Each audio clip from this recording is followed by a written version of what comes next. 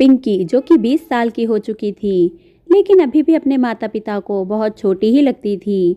वह कोई भी काम नहीं करती थी क्योंकि उसे पता था कि घर में भाभी है तो ये भाभी की ही जिम्मेदारी है कि सारा काम करेगी। दोस्तों, मेरा नाम गीता है और मैं इस घर की बहू हूँ। मेरे घर में मेरे सास ससुर और मेरी एक नंद है। कुल मिलाकर यह 2 भाई बहन हैं और मैं उनके घर की बहू। सुबह के 5 बजे थे कि तभी माँ जी की आवाज़ आई, अरे बहू कहाँ मर गई, इतना टाइम हो गया। तेरे मायके वालों ने यह नहीं सिखाया कि सुबह उठकर जल्दी से सारे काम निपटा कर अपने सास ससुर को चाय दे दे। जब देखो तब सोई रहती है, पता नहीं मायके से क्या सीख कर आई है।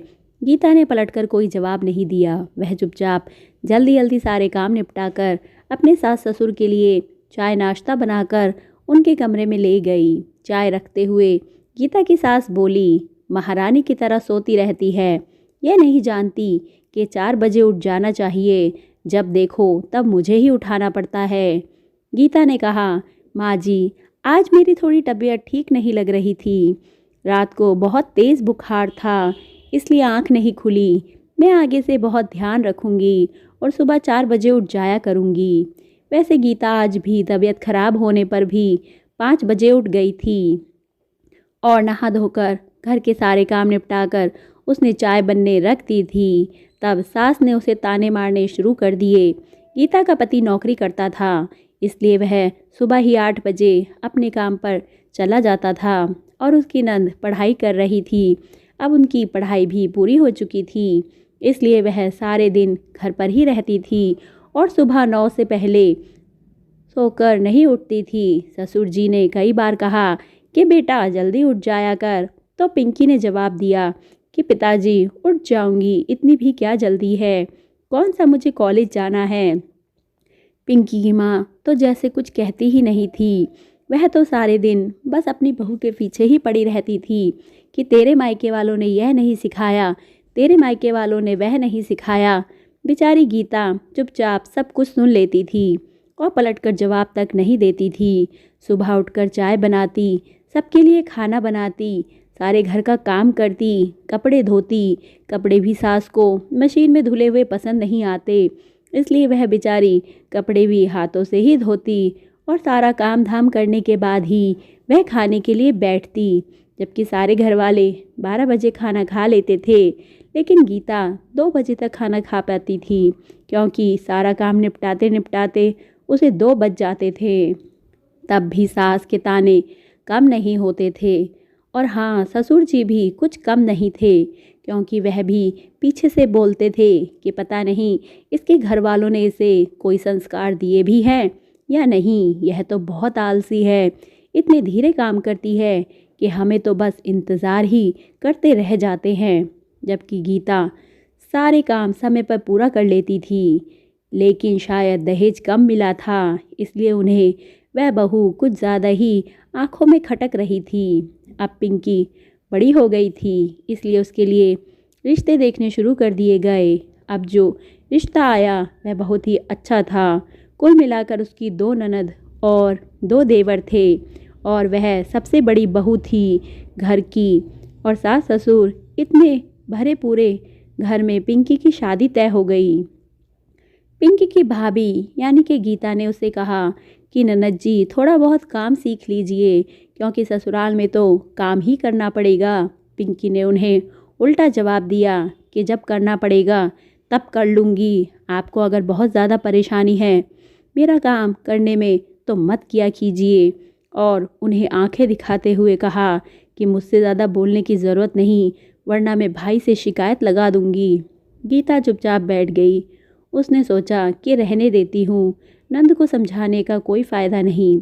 जब पिंकी की शादी हो गई और वह अपने ससुराल गई, ससुराल जाने पर वह सुबह जल्दी नहीं उठ पाती थी क्योंकि उसकी आदत तो 9 बजे तक सोने की पड़ गई थी, तो वह सुबह 4-5 बजे कैसे उठ सकती थी। और जिसने कभी काम ही नहीं किया हो उसको काम करने में तो परेशानी होती ही है, लेकिन हर बहू की यही कहानी होती है कि उसे अपने ससुराल में काम तो करना ही पड़ता है। पिंकी के ससुराल से उलाहना आने लगे कि आपने अपनी बेटी को कुछ नहीं सिखाया है और हम कुछ बोलते हैं तो पलटकर हमें उल्टा जवाब देती है। आप अपनी बेटी को समझा दीजिए कि अगर इसे ऐसे ही रहना है तो यहाँ नहीं रह सकती, जाकर अपने मायके में रहे, क्योंकि हमें ऐसी बहू नहीं चाहिए जो कि घर का कामकाज ना करके बस जबान लड़ाती रहे। आज गीता की सास ससुर को अपनी गलती का एहसास हो रहा था कि हमने अपनी प्यारी सी बहू के साथ कैसा व्यवहार किया। वह बेचारी सुबह 4 बजे उठ जाती है और सारे घर का काम भी निपटा लेती है, लेकिन फिर भी हमें उसके काम में हर समय कमी ही दिखती थी। अब हम समझ पाते हैं कि वह बेचारी भी तो किसी की बेटी होगी। उसके माता पिता ने भी उसको बहुत प्यार और दुलार के साथ पाला होगा। इतने में पिंकी भी अपना सामान लेकर घर आ गई और कहने लगी, पिताजी मुझे नहीं जाना अपने ससुराल में, नहीं जाना चाहती उस घर में। वहाँ जानवरों की तरह तो काम करवाते हैं, सुबह 4 बजे उठा देते हैं और मुझसे घर का सारा काम करवाते हैं। मैं सबके लिए खाना बनाऊं, मैं सबके कपड़े धोऊं, बर्तन मांजूं, क्या मैं उनके घर की नौकरानी हूँ? आखिर क्यों करूँ मैं सबका काम? मेरी 2 ननद हैं, लेकिन वह एक भी काम में हाथ नहीं लगाती हैं, एक भी काम नहीं करती हैं, लेकिन उनको तो कोई कुछ नहीं कहता।